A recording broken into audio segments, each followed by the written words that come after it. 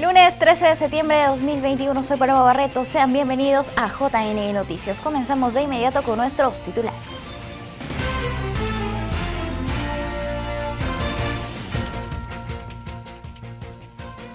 JNE iniciará pronto nuevas acciones para combatir las noticias electorales falsas.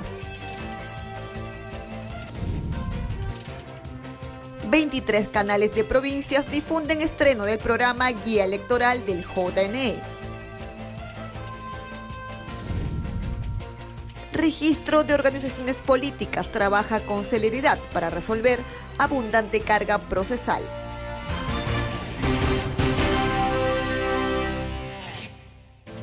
Amigos, vamos rápidamente con el desarrollo de nuestra información. Hasta el 3 de octubre, el registro de organizaciones políticas de JNE recibirá las renuncias y las hojas de afiliación de los partidos para las elecciones del 10 de octubre. La carga procesal en tal sentido es abundante y el personal del ROP está trabajando con celeridad para terminar con esos expedientes, como veremos en el siguiente video. Como verán, en ese armario están apilados por el momento todos los expedientes que ingresan diario, sean de solicitudes, inscripciones de directivos, todos están en orden ahorita, desde el mes de agosto y septiembre que están ingresando. Entonces están identificados con los POSIT para ver su número de expediente, ¿no?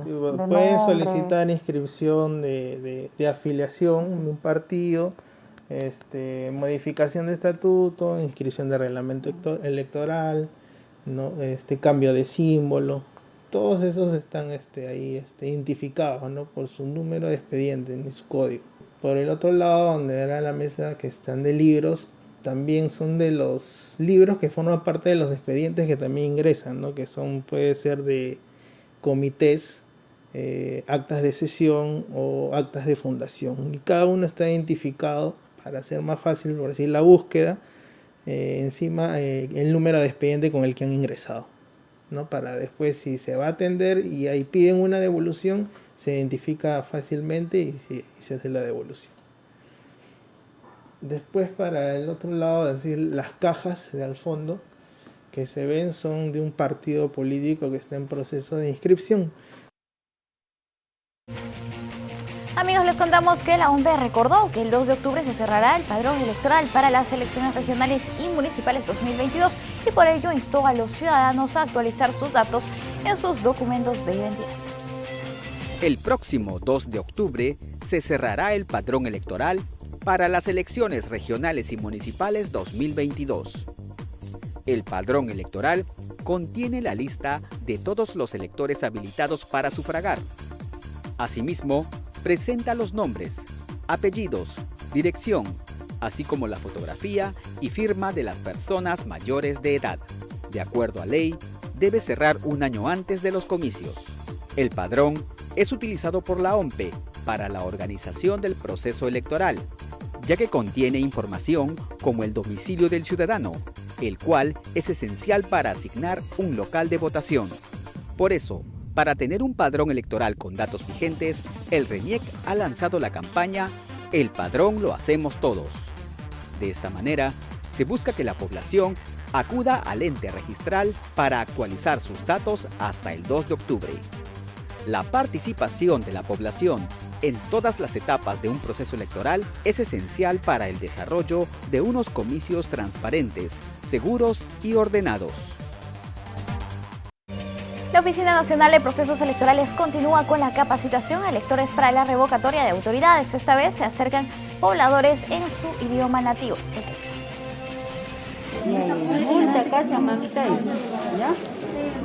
A menos de un mes de la consulta popular de revocatoria, la Oficina Nacional de Procesos Electorales inició con el proceso de capacitación a miembros de mesa y electores, brindando información en su idioma materno. Por ello, capacitadores de la ODP Cusco se acercan a los ciudadanos del distrito de Cotabamba, explicando el proceso electoral en quechua.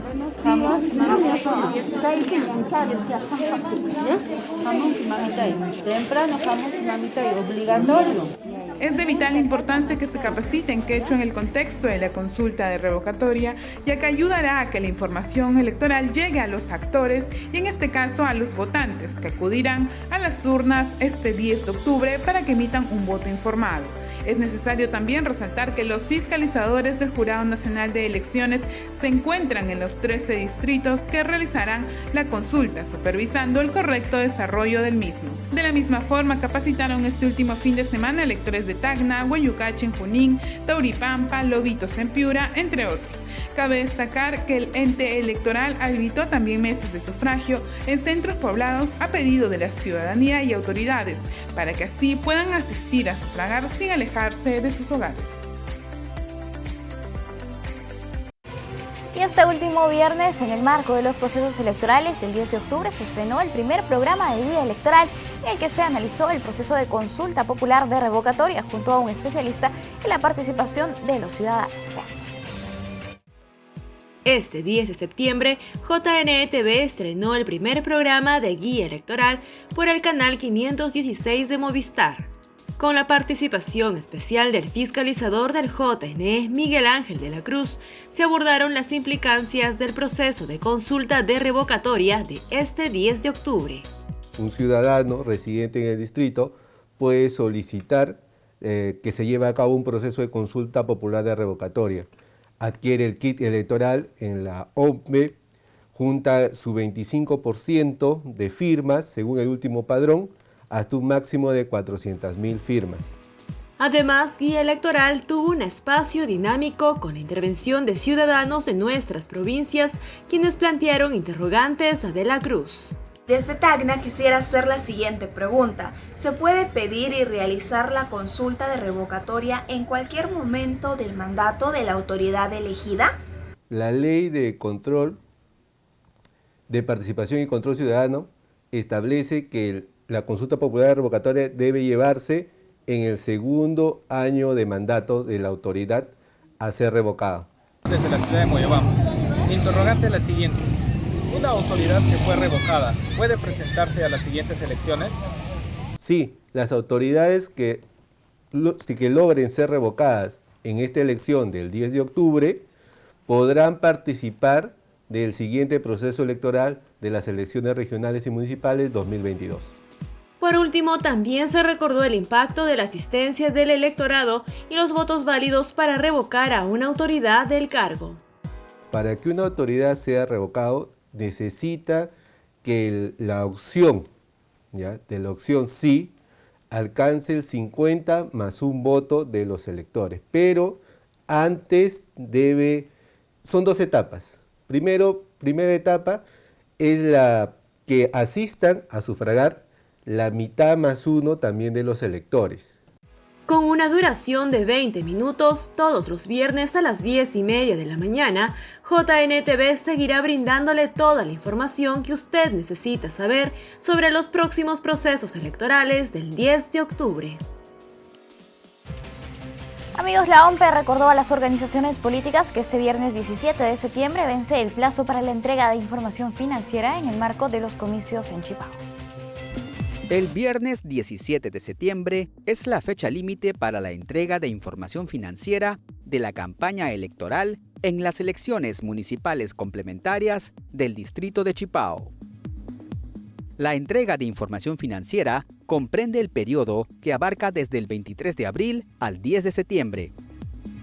Asimismo, la segunda entrega se realizará en un plazo no mayor a 15 días de concluido el proceso electoral, con la publicación en el Diario Oficial El Peruano de la resolución que dispone su conclusión. Amigos, les contamos que con la finalidad de contribuir a una democracia saludable y con información verificada, el Jurado Nacional de Elecciones anunció que muy pronto iniciará una serie de acciones para contrarrestar los efectos negativos de la información electoral falsa, errónea y engañosa. Ello de acuerdo a los compromisos asumidos en la Conferencia Internacional de Quito, Ecuador, para combatir de manera conjunta la desinformación junto a los representantes de organismos electorales de América Latina. Es importante estar atentos a las informaciones que podamos ver en las redes sociales y como sociedad verificar si es verdadera o falsa. Pronto tendremos más novedades sobre esta campaña emprendida por nuestra entidad. Y en esa misma línea, el jefe de la OMP, Piero Corbeto, reiteró la importancia de luchar contra las noticias falsas. Fue en el marco de un conversatorio sobre desinformación y fact-checking. Veamos. Esta semana, el jefe de la OMP, Piero Corbeto, participó en el evento virtual Chequeo a la Nación, organizado por Ojo Público y Amayuya. En el encuentro se compartió experiencias sobre el trabajo de desmentir noticias falsas en el contexto político y electoral. El jefe del ente electoral realizó su alocución en el primer conversatorio del evento, donde compartió espacio con Denise Ledgar, representante del Programa de las Naciones Unidas para el Desarrollo, PNUD, Jorge Carrillo, periodista de Radio La Voz de la Selva, y Marian Jauregui, periodista del portal El Filtro. Corbeto manifestó que las mentiras en elecciones siempre han existido, pero que las redes sociales han contribuido a su difusión masiva e instantánea. Asimismo, señaló que aquellos que en el contexto de la pandemia y elecciones han dispersado fake news no les importa los derechos ni la vida de las personas. En ese sentido, indicó que ante la agenda de mentiras ha sido y seguirá siendo fundamental que los organismos electorales contesten a los desinformadores. Es fundamental que los organismos electorales contesten. Primero porque la ciudadanía debe estar informada, ¿ya? Y no podemos dejarle la cancha libre a los desinformadores, a los que llenan la agenda setting de mentiras. Y dos, como administrador electoral, nosotros no solamente organizamos elecciones, administramos confianza. En otras sesiones, se difundieron experiencias sobre medición del impacto de fact-checking, verificación en lenguas originarias, otras iniciativas contra la desinformación, así como la importancia de la memoria y la historia para luchar contra la manipulación de la verdad. De esta manera, la OMP, como parte del sistema electoral peruano, contribuye en la difusión de buenas prácticas para combatir la desinformación y contrarrestar su impacto en la sociedad. Y por su parte, la Escuela Electoral y de Gobernabilidad los invita a participar del Diplomado en Desinformación, Fake News y Procesos Electorales. Los detalles a continuación.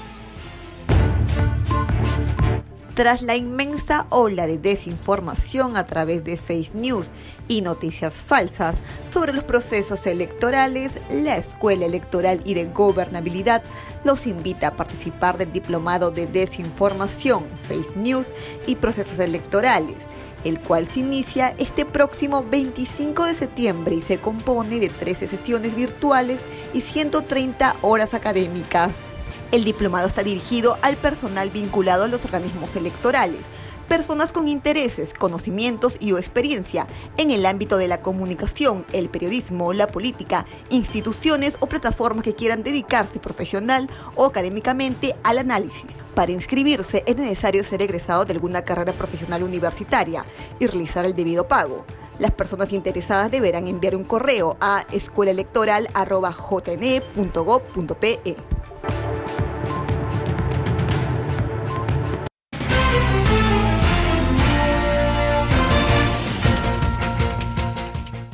Amigos, tenemos una entrevista, vamos a conversar con Javier Albán, él es abogado especialista en temas electorales. ¿Cómo estás, Javier? Muy buenos días, bienvenido. Hola, Paloma, ¿qué tal? Muchas gracias por invitarme. No, Javier, a ti las gracias por acompañarnos. Amigos, vamos a conversar sobre el sistema electoral y los mecanismos de seguridad para la garantía de cada proceso electoral.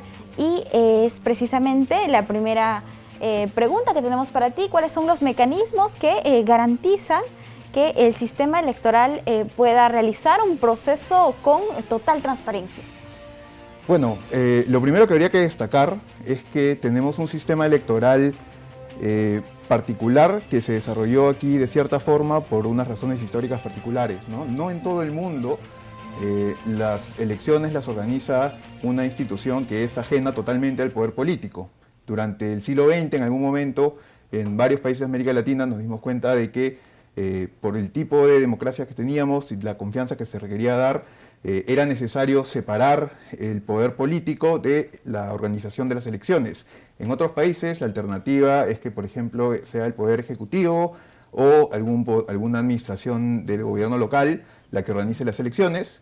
Y bueno, lo que decidimos nosotros fue crear organismos autónomos, ¿no? Independientes de cualquier representación. No hay representación del Congreso o del Ejecutivo, como sí lo hubo alguna vez en otros organismos por ejemplo, el organismo electoral previo que intentamos tener, la Junta Nacional Electoral.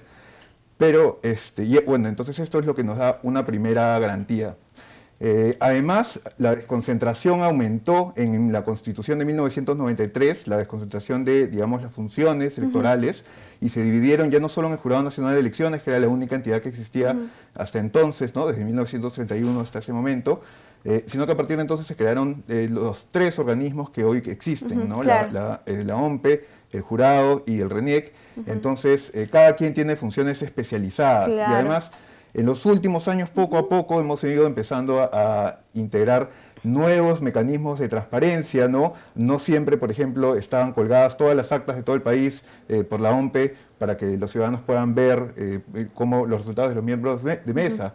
Y tampoco, no siempre, por ejemplo, se transmitían las audiencias públicas a través de las redes sociales. Incluso las propias deliberaciones, como ha ocurrido en este último proceso electoral. Javier, en ese sentido, ¿cuál es la importancia de que los 3 organismos tengan diferentes funciones y que también sean independientes? Bueno, el que sean independientes y tengan funciones especializadas no solo permite que hayan, digamos, que funcionarios especialistas en temas que requieren especialidades distintas para las distintas, digamos, cosas que se tienen que hacer para organizar las elecciones, sino que también nos otorga una garantía adicional a la ciudadanía, porque esto, o sea, siempre que el poder está más desconcentrado, esto impide que, digamos, sea una sola institución, un solo funcionario, el que pueda intervenir en cualquier parte del proceso sin que alguien más se entere, ¿no? Entonces, siempre que se desconcentran más las funciones, es incluso una forma también de permitir de desincentivar cualquier práctica que pueda resultar o cualquier cosa que pueda resultar sospechosa para la ciudadanía, digamos que se ataca o se prevé desconcentrando el poder y las funciones. También es algo que suele ser positivo en general. Destacando además las funciones que realiza el Jurado Nacional de Elecciones, ¿no? Que finalmente también va a fiscalizar lo que hacen los otros organismos y se encuentra en cada hito del proceso electoral. Claro, a ver, y esto más bien ya viene por el beneficio de la especialización, ¿no? Esta misma garantía de desconcentración, digamos, de las funciones, la tenemos incluso dentro del propio jurado, porque el Pleno está constituido por no solamente, digamos, que representantes de una institución, sino que está constituido por un representante del Poder Judicial, uno de la Fiscalía, ¿no? Y luego también de la sociedad civil, de 3 instancias de la sociedad civil. Entonces, eso otorga una garantía adicional, y además, como todos tienen la especialización de ser abogados, de haber estudiado Derecho, y además algunos de ellos de haber estado en el sistema de justicia, entonces llevar la administración de la justicia electoral con todo lo que involucra, ¿no? Es finalmente algo que pueden hacer mejor teniendo esa sola función específica y no teniendo otras cosas que en realidad corresponden digamos, que a especializaciones o materias muy distintas, como la organización logística de las elecciones, claro, ¿no? O digamos que los otros tipos de cosas que hacen el RENIEC y la OMPE. Javier, ahora sí nos enfocamos en un hito importante, en un momento del proceso electoral que vendría a ser el procesamiento del cómputo de votos. ¿Cuáles son los mecanismos de seguridad que se dan para que los resultados finalmente no sean adulterados? Bueno, la garantía número 1 es que no es ninguna autoridad pública la que cuenta los votos, ¿no? Somos los propios ciudadanos que somos sorteados en miembros de mesa. Hay un sorteo que se hace, que es público, y que además, si es que alguien tiene alguna objeción, puede presentar una tacha contra los miembros de mesa. Eso se resuelve en su momento, y luego lo que ocurre en la mesa de votación es que los miembros de mesa, al final, cuando cierra la jornada, son los que cuentan todas las cédulas, las ponen en un acta, se destruyen las cédulas, porque eso es lo que dice la ley, y el acta, con la firma de los miembros de mesa, de los personeros, es el único documento que queda allí con registro de qué es lo que ocurrió en cada una de las mesas. Claro. Y lo que hace la OMPE, lo único que hace la OMPE es digitalizar esa información del acta a una computadora, pero la misma acta la copia y la pega tal cual, o sea, la copia, la escanea y la cuela como un PDF en la web, para que todos podamos ver esa acta que no contó la OMPE, la contaron los ciudadanos, los miembros de mesa. Con la participación de los personeros, además. Exacto. Y si alguien, digamos, que detectase en cualquier parte del país que una de esas actas no es la que firmó, la que firmaron, ¿no? Entonces eso se podría denunciar, porque hay total transparencia, justamente porque todas las actas de todas las 80 y tantas mil mesas se publican, ¿no? Entonces eso otorga una gran garantía. Además, dentro del procesamiento que hace la OMPE de esas actas, toma muchos cuidados para asegurarse de que la digitalización sea correcta, ¿no? Y por eso a veces vemos que demoran, hay algunos procesos de actas observadas, y eso demora un poco, pero es justamente parte del proceso de cuidado que tiene la OMPE para que, digamos, que la información se pase bien, ¿no? Y absolutamente todos podemos fiscalizarlo ahora a través de la web, y de hecho es un ejercicio saludable de la ciudadanía que lo hagamos, ¿no? Definitivamente. Ahora, respecto al ámbito legislativo electoral, ¿se necesitan algunas modificaciones para que toda la legislación que tenemos actualmente deje de ser tan dispersa? Sí, en parte de las reformas políticas que se tienen que hacer, digamos, para mejorar un montón de aspectos de la estructura del Estado, etcétera, es sin duda una reforma electoral, y digamos que desde la sociedad civil se ha venido pidiendo mucho, y con la participación de los organismos electorales también se ha venido pidiendo mucho impulsar una serie de cambios mínimos, y uno muy importante, que además ha tenido protagonismo de parte del Jurado Nacional de Elecciones, porque han propuesto varios proyectos, ha sido realizar un código electoral. ¿Y por qué esto es una buena idea? Porque hoy en día tenemos, nuestra normativa electoral está desperdigada en muchas normas distintas, que además, si uno se mete, por ejemplo, a SPIG, que para que, digamos, que quien pueda ver sepa, es esta web del Ministerio de Justicia donde uno puede ver las leyes, cómo están actualizadas.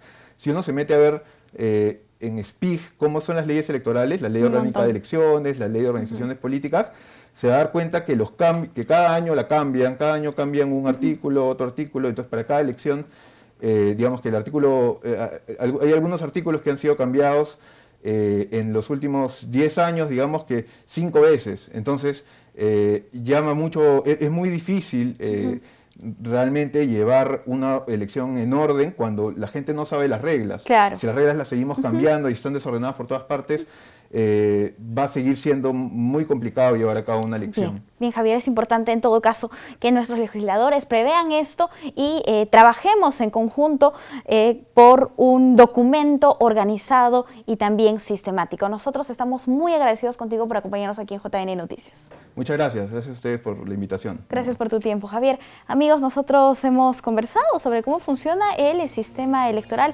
cómo se garantiza la transparencia del proceso también. Nosotros tenemos que hacer una pausa. Volvemos.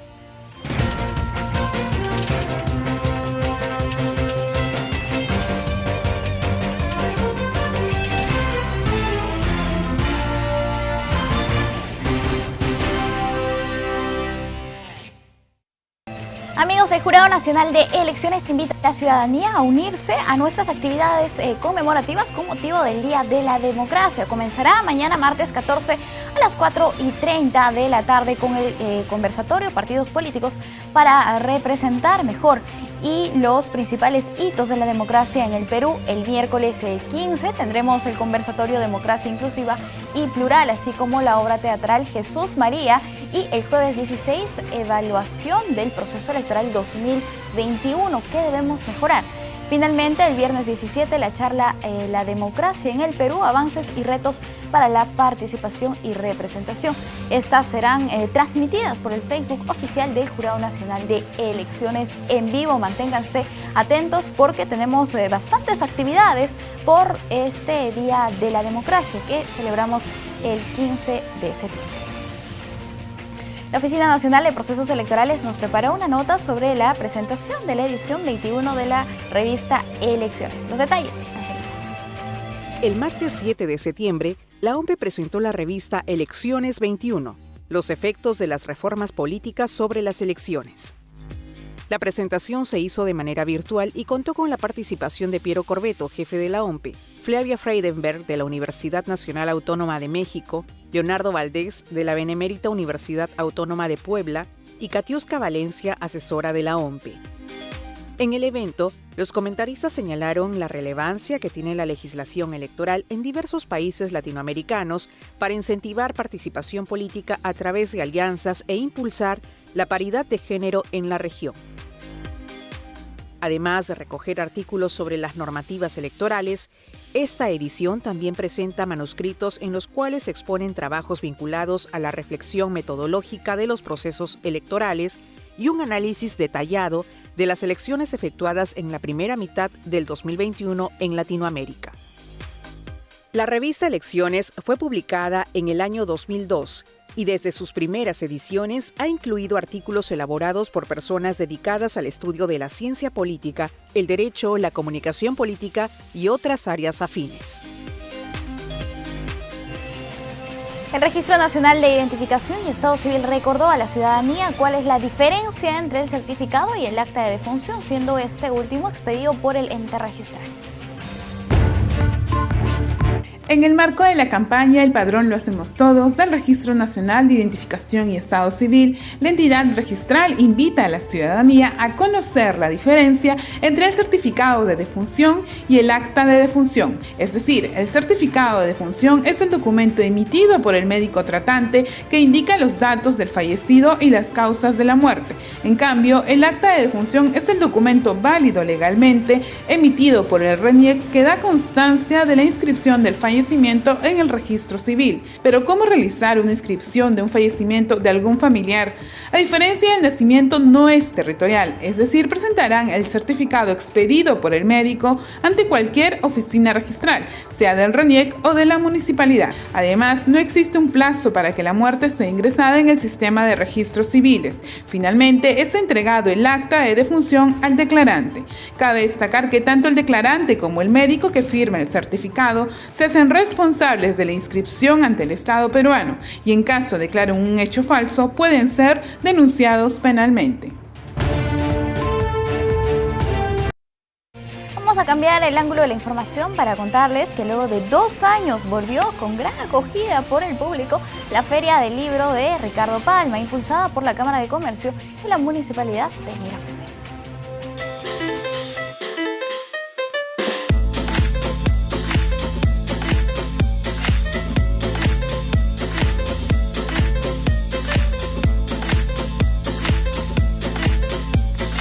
La Municipalidad de Miraflores y la Cámara Peruana del Libro, como ya es tradición, presentan la Feria del Libro de Ricardo Palma en su edición número 42 y vuelve tras 2 años de ser virtual debido a la pandemia.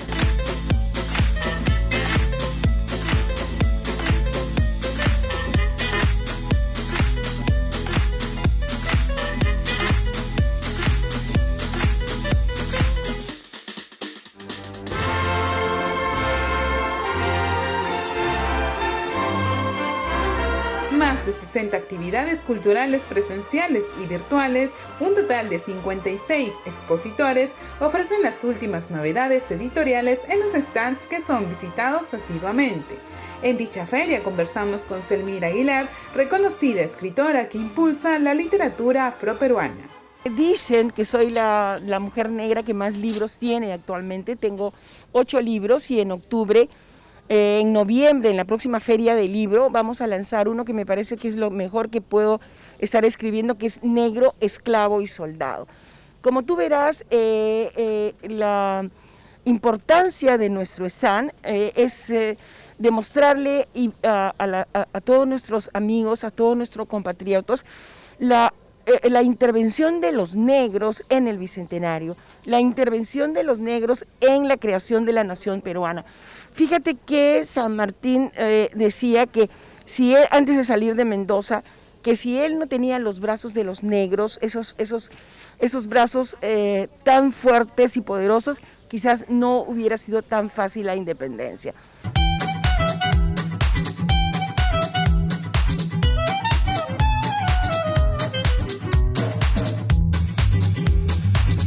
Cabe Cabe destacar que la feria no es solo un espacio de venta de libros, es un lugar de encuentro y debate a través de las distintas propuestas literarias. Tenemos sobre el tema del Bicentenario, tenemos una colección del Bicentenario, son 2 tomos a precios muy económicos, editados por el Congreso, son ediciones únicas, no se reimprimen, pero son de colección, y tenemos entre personajes de historia, temas culturales, indigenismo, hay libros de mujeres peruanas. Puedes armar tu pack y si llevas 4 o más de 4 tienes 40% de descuento. El regreso de la feria de manera presencial trae muchos beneficios para los lectores. La gente puede venir y puede buscar más variedad, ¿no? Puede ver más opciones, incluso puede pasearse por todos los stands, aprovechar los descuentos, promociones que tenemos.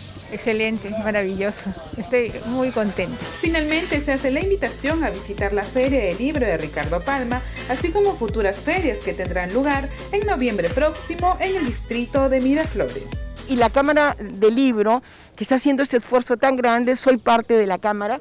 Ahora viene la Feria Internacional, que será en noviembre, con 50 invitados extranjeros y que va a ser en este mismo lugar, ¿no?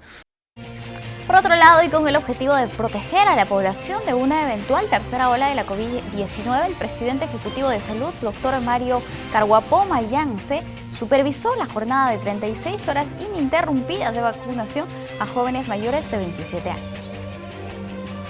No hay reactivación económica si de por medio no estamos protegidos, inmunizados. El doctor Mario Carguapoma supervisó la vacunación a mayores de 27 años e invocó a la población a acudir a los vacunatorios para estar protegidos y así lograr reactivar la economía familiar y del país. Hay que seguir invitando, hay que seguir con las medidas de protección, de bioseguridad, pero ya el proceso de inmunización nos está permitiendo lograr por lo menos el 40-50% de la población. Eso también permite reactivar nuestras actividades laborales, nuestras actividades económicas. En esa línea, el titular de E-Salud se trasladó al vacunatorio de Surquillo para verificar el proceso de inmunización a los jóvenes, quienes asistieron desde tempranas horas para participar de la 8ª vacunatón, que busca proteger a la población de una eventual tercera ola de contagios por las variantes del nuevo coronavirus. La vacuna y la responsabilidad cívica ciudadana de autocuidado. O sea, nosotros también tenemos que seguir autocuidándonos. ¿De qué manera? Los estilos de vida, la alimentación, y siempre repito, ¿no? El tema mental influye mucho, la salud mental, para fortalecer el sistema inmunológico. El doctor Carguapoma hizo un llamado a todos los peruanos a no bajar la guardia y acudir a los centros de vacunación en Lima y en el interior del país, en especial a las personas con factores de riesgo, como los que padecen hipertensión arterial, diabetes u obesidad. Invocamos a aquellos que tienen comorbilidades, diabetes, hipertensión, obesidad o cualquier otra enfermedad un poco delicada, no tienen la necesidad de tener 27 años, sino vengan, concurran, porque a ellos, que son el sector vulnerable también, nosotros brindamos la atención oportuna a través de la inmunización. Tenemos excelentes profesionales, estos soldados, nuestros médicos, enfermeras, el equipo logístico, contamos, o sea, hay personal suficiente, aprovechemos oportunamente y agradezco y felicitamos a nuestra población. También exhortó a la población vacunada a continuar con las medidas de bioseguridad, como el uso correcto de mascarillas y protectores faciales, así como practicar hábitos saludables como el lavado permanente de manos, distanciamiento social y buena alimentación. Ahora la Agencia de Noticias Andina nos comparte las 5 noticias oficiales más importantes del día. Bienvenidos, desde la Agencia de Noticias Andina, estas son las 5 noticias del día. Desde hoy, 13 de septiembre, con una inversión de 5.000 millones de soles, el Estadio inicia el pago del apoyo económico Yanapay Perú a casi 1.300.000 personas vulnerables. Los primeros beneficiarios son usuarios de los programas sociales Juntos, Pensión 65 y Contigo. Para mayor información sobre este bono, puede ingresar a consultas.yanapay.gov.p o llamar a la línea gratuita 101. El presidente de la República, Pedro Castillo, anunció que el Ministerio de Transportes y Comunicaciones reiniciará el mejoramiento de la carretera Guinea-Mayo a La Palma en la región Cajamarca, en un plazo no mayor a 8 días. La obra estuvo paralizada desde julio del 2019 y está dividida en 3 tramos, con una inversión superior a 50 millones de soles. Hoy lunes 13 de septiembre se inicia la vacunación contra el COVID-19 de personas de 25 y 26 años de edad, que residen en Lima Metropolitana y el Callao. También quienes cumplen esa edad hasta diciembre de este año. El ministro de Salud explicó que esta decisión se tomó debido al avance de las variantes Delta y Mu. El servicio de agua potable en el distrito de San Juan del Lurigancho será repuesto en las próximas 72 horas.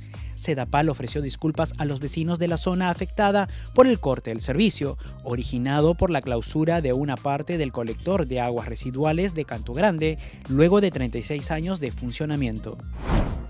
Y también a partir de hoy, lunes 13 de septiembre, la Municipalidad de Lima reanudará la emisión de licencias de conducir para vehículos menores de clase B, motocicletas y mototaxis, la cual estaba suspendida por la emergencia sanitaria a consecuencia del COVID-19.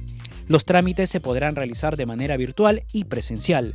Para mayor orientación y consultas sobre el estado de sus trámites presentados, pueden escribir al WhatsApp 939-612-562.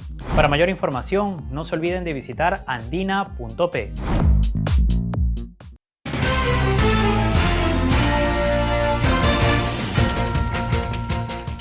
Amigos, tenemos una entrevista, vamos a hablar sobre las comisiones investigadoras y especiales del Congreso de la República. Hoy nos encontramos con el ex oficial mayor del Congreso, se trata del señor José Chevascos. Señor José, ¿cómo está? Bienvenido, muy buenos días. Hola Paloma, ¿cómo estás? ¿Qué tal? Buenos días. Muy bien, muchísimas gracias por acompañarnos. Por favor, el Congreso de la República tiene comisiones ordinarias, pero también comisiones especiales e investigadoras. ¿Cuáles son las funciones de estas? Bueno, básicamente las ordinarias se refieren al seguimiento del funcionamiento de la estructura del Estado, elaboración de leyes y también realizar las funciones de representación. Las especiales están relacionadas a asuntos de sumo interés y con cierto grado de especialización.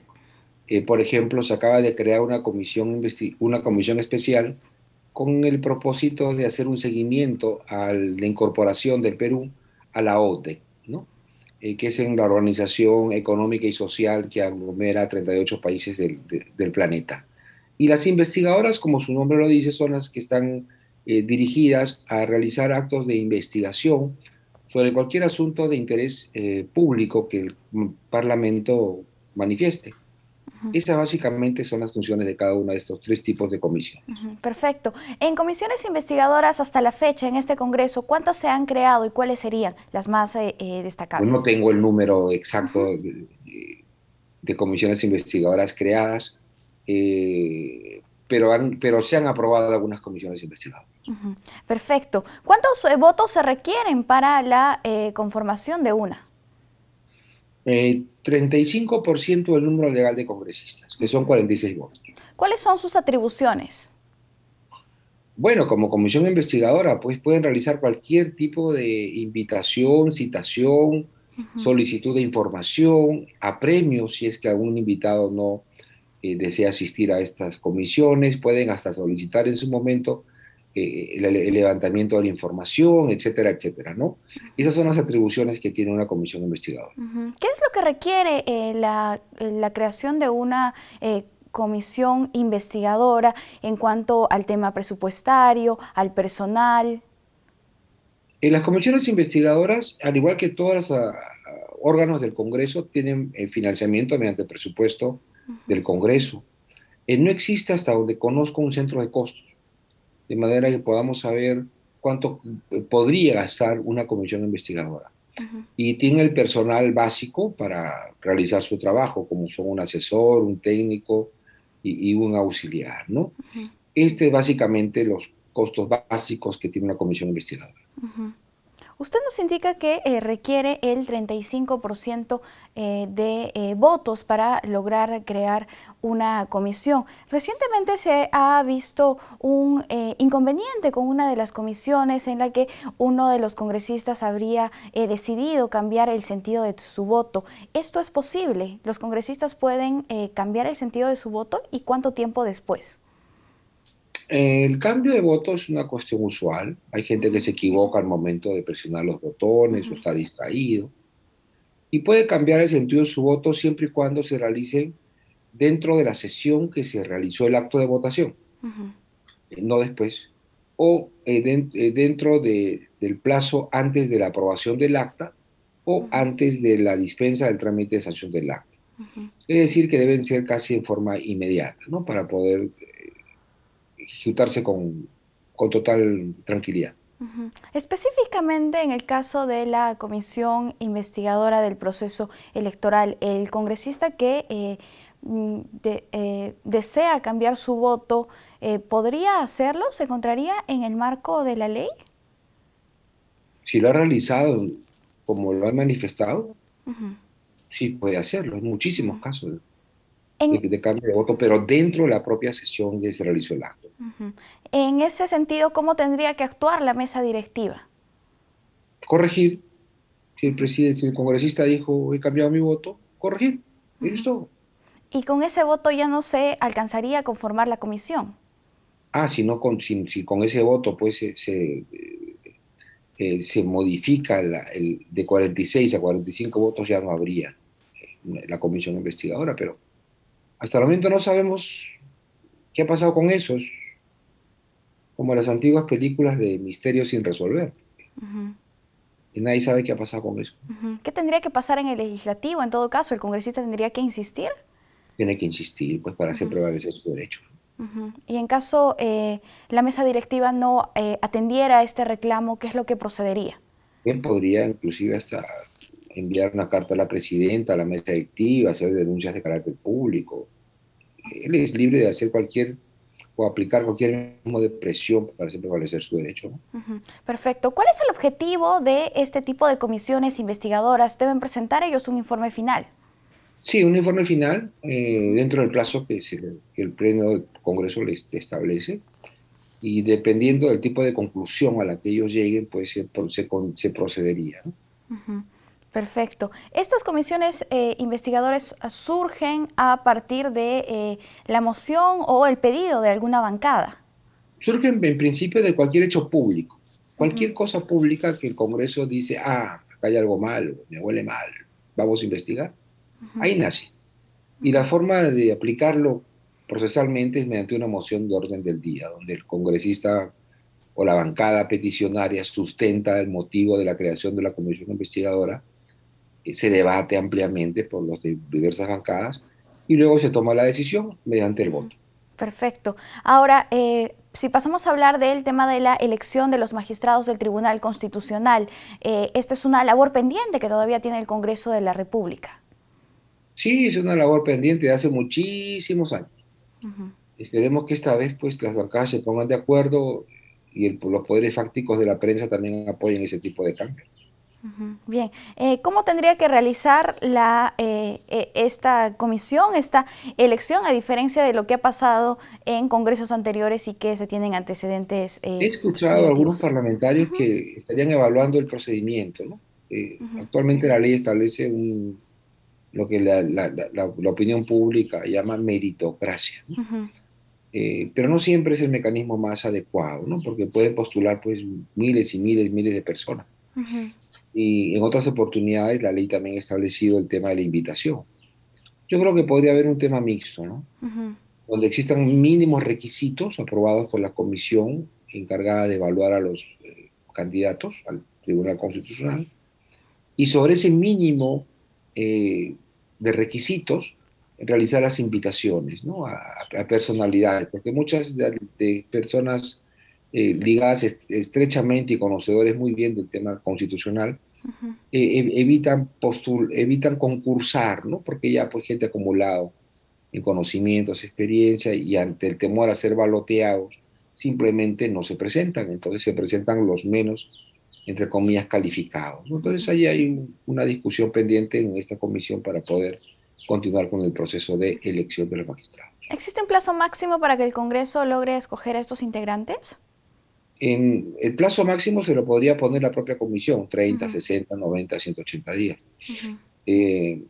Pero ellos dependerán de ellos mismos, ¿no? Tenemos ya magistrados, por ejemplo, cuyo vencimiento del periodo para el cual fueron designados han sobrepasado pues los 2 años, el año.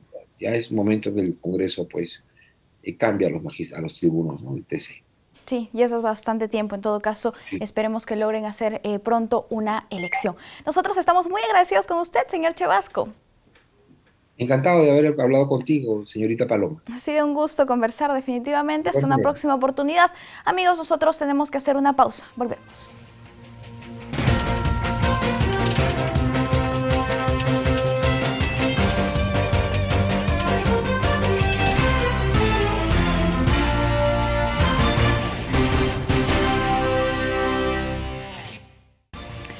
El Contralor General de la República, Nelson Schack, consideró preocupante que los gobiernos regionales y municipios son los que más canon y regalías han recibido, siendo los que menos obras hacen y más niveles de corrupción registran.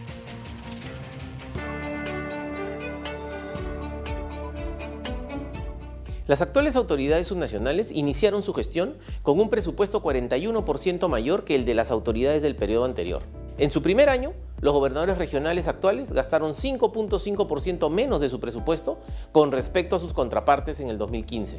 Similar situación ocurrió con los gobiernos locales con 3.6% menos. Una fuente muy importante de los recursos con los que disponen los gobiernos regionales y locales proviene del canon y otras regalías, destacando la renta minera con 65%. Considerando que esta fuente de financiamiento está condicionada a la ejecución de obras tales como comisarías, hospitales, postas, colegios, entre otros, se podría esperar que las regiones que más recursos reciben por canon tengan mejores servicios públicos o, cuando menos, gasten más en esos sectores. Entre el 2019 y el 2020, la ejecución presupuestal en Cusco, Arequipa y Ancash, las 3 regiones que más recibieron por canon, se encuentra entre las que tienen menores niveles de ejecución en los sectores de educación y salud, a nivel regional. En el caso del canon y las regalías, una explicación sencilla está relacionada con que los votantes no se enteran del incremento de los beneficios de la región, lo que limita una mayor exigencia por obras públicas a sus autoridades. Allí, la clave es la falta de transparencia.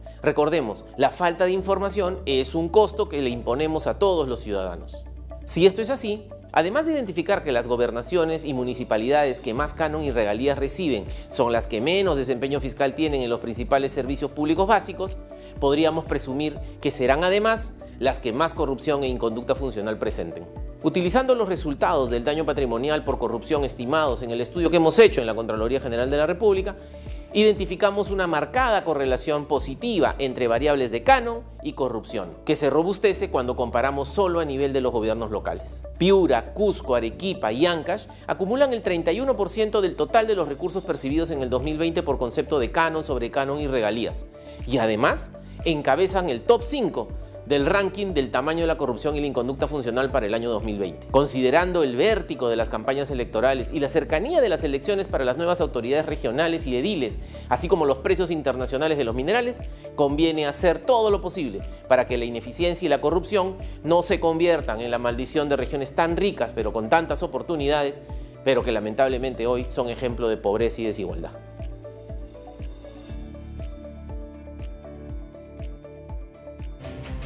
Por otro lado, oftalmólogos del Hospital Almenara realizan exitoso trasplante de membrana amniótica de ojo y logran que sexagenaria recupere la visión, convirtiéndose en pioneros de la seguridad social. Veamos. Con una innovadora técnica quirúrgica nunca antes vista en el Seguro Social, oftalmólogos del Hospital Almenara realizaron una exitosa operación que devolvió la visión a Julia Añorga. La paciente había perdido la visión del ojo izquierdo y dentro de la lesión los médicos trasplantaron una pequeña porción de membrana amniótica. Al colocarle el implante el trasplante de la membrana amniótica, podemos notar acá la reproliferación de las capas celulares. Si notamos con bastante detalle que esta línea gris viene y continúa por acá. O sea, no solamente estamos cubriendo el espacio, sino que estamos con esta técnica permitiendo de que esta línea de células en el tejido se prolifere también de manera ordenada. Esta novedosa técnica permite que la membrana amniótica pase a formar parte del tejido, regenerando así las células y dentro de 5 meses el paciente recupere progresivamente la capacidad visual. El participar en eventos internacionales, actualizarnos constantemente, pudimos recoger información de los buenos resultados de esta técnica, por lo tanto decidimos implementarla aquí en nuestro hospital. Tras la operación, la señora Julia asegura haber recuperado el 50% de su visión. Ella se enteró del mal que padecía cuando acompañó a su hija a medirse la vista y aprovechó para someterse a una prueba de agudeza visual. Gracias a ellos he podido recuperar la visión y que sigan adelante para personas como yo haya una esperanza. A continuación, el Ministerio de Comercio Exterior y Turismo nos comparte un video sobre las acciones de este sector para reactivar el sector turístico en Ayacucho y donde el titular de este sector, Roberto Sánchez, realizó una visita de trabajo. El ministro de Comercio Exterior y Turismo, Roberto Sánchez, visitó la ciudad de Ayacucho, reuniéndose con el gobernador Carlos Rúa y el congresista Germán Tacuri, con el fin de impulsar al comercio exterior y turismo en la región. Ayacucho destaca por los resultados de las empresas regionales en el comercio exterior. Es el caso de la planta de procesamiento de granos andinos de la empresa Huiracocha, primera exportadora de grano orgánico de quinoa del país. El ministro Sánchez pudo conocer sus instalaciones y valorar su fuerza de trabajo como modelo de otras empresas. Pero el motivo central fue además observar la situación de los artesanos ayacuchanos. Es así que recorrió el Museo Taller Retablos Ramos, donde pudo ver las obras en una sala de exposición. También acudió a la Feria de Artesanías. En la CITE Ayacucho, resaltó que las artesanías talladas en piedra de Huamanga son una expresión artística muy valorada y típica del lugar. La proyección del ministro Sánchez para Ayacucho es reactivar a la brevedad y gradualmente los pequeños negocios turísticos y la recuperación de las comunidades que se dedican al turismo comunitario, además de los artesanos. Investigadores peruanos están trabajando en la reducción de componentes cancerígenos en alimentos como las papas fritas o crocantes. Este informe nos llega gracias a Consilic. Lo particular de sus formas y su característico color nos pueden resultar irresistibles. Pero detrás de toda esta inofensiva apariencia hay una sustancia que ha empezado a ser un problema mundial y que podría ser cancerígena. Su nombre, recuérdalo bien, la acrilamida. Es así como investigadores de la Universidad Agraria de La Molina vienen trabajando en la reducción de este tipo de compuestos, que se presentan en los alimentos que contienen almidones y que se fríen hasta que adoptan un tono marrón, oscuro o tostado, y que son los que tienen mayores niveles de acrilamida. Las papas muy fritas o muy crocantes, cuando ya se tornan un color más o menos oscuro, esos son productos, es sinónimo de que ya se está formando una gran cantidad de acrilamida. ¿Ya? ¿Por qué? Porque el tratamiento térmico ahí ha sido el calor, el uso del calor ha sido muy severo. Entonces ahí ya yo diría, mejor no consumir papas muy crocantes, panes muy tostados. Hay gente que le gusta, sí.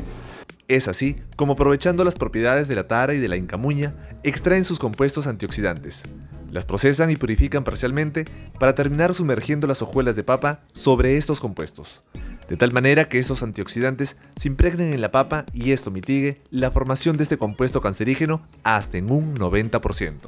La función de los antioxidantes es reducir los riesgos de contraer una serie de enfermedades, incluido el cáncer, ¿no? Frente a eso, lo que hay que hacer es consumir más antioxidantes. Y en general, en los alimentos, los antioxidantes están presentes en casi todas las frutas, vegetales. Ahora esperan que su propuesta sea de interés para las empresas, pues en un futuro próximo, estas podrían ver perjudicada su exportación a grandes mercados, justamente por los niveles máximos permitidos que exigen estos países. Una de las variedades de papa que más usamos es la canchán, que es muy buena para fritura. Y lo que encontramos que cuando freímos la papa canchán, que hay que tener mucho cuidado, niveles de acrilamida que sobrepasan en 2 o 3 veces los límites máximos permitidos en el mundo. Se sabe que el producto es potencialmente cancerígeno, no es 100% seguro que sea cancerígeno, ¿no? Lo que hay que hacer es prevenir, ¿no es cierto? Y eso es lo que hacen los sistemas de regulación de los diferentes países. Este trabajo cuenta con el apoyo del CONCITEC en convenio con el Banco Mundial, donde se revaloriza además las propiedades de estas plantas ancestrales y originarias de nuestro país, evidenciando lo importante que es tener una alimentación saludable. Desde el Laboratorio de Biotecnología Industrial y Bioprocesos de la Universidad Nacional Agraria La Molina, estamos transformando el Perú.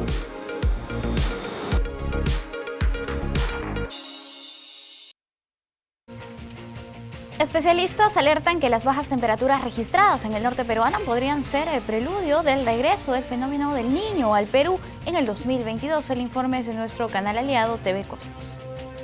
Para el biólogo pesquero Carlos Bocanegra, las bajas temperaturas podrían seguir descendiendo en Trujillo, un hecho que podría ser el preludio de un fenómeno El Niño en el verano 2022, por lo que recomendó a las autoridades y población estar preparados.